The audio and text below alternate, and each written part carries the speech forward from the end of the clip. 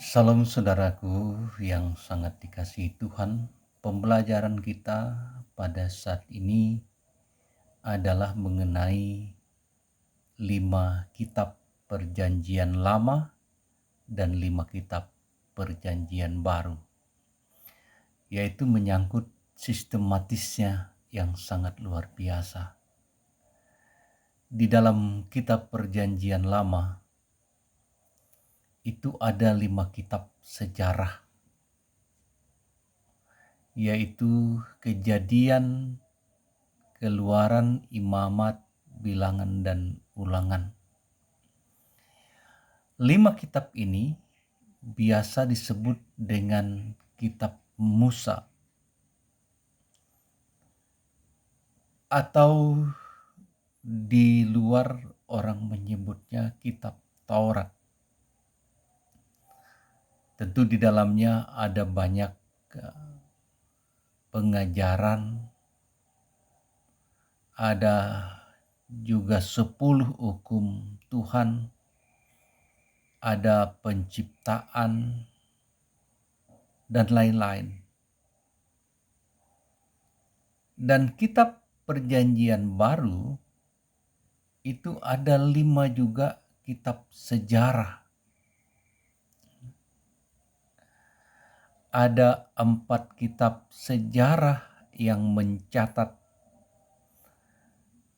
pelayanan atau kehadiran Tuhan Yesus di tengah-tengah dunia ini.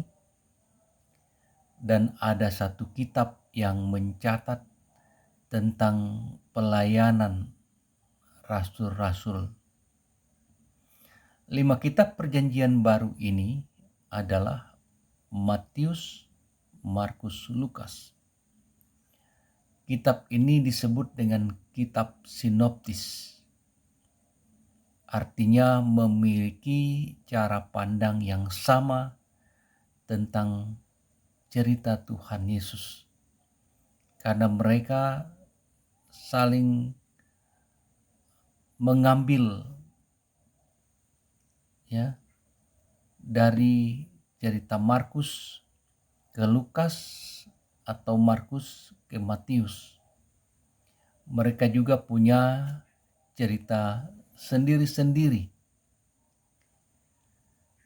Dan yang kedua adalah Injil Yohanes.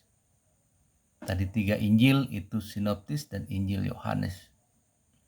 Dia tidak termasuk dalam Injil sinoptis karena dia punya sumber tersendiri. Dan dia mengangkat cerita Tuhan Yesus dari segi firman Tuhan atau dari segi nubuatan. Sehingga 4 Injil ini melengkapi satu dengan yang lain.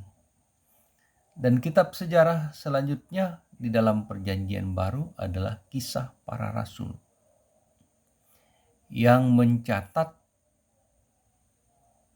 tentang pelayanan rasul-rasul setelah Yesus naik ke surga.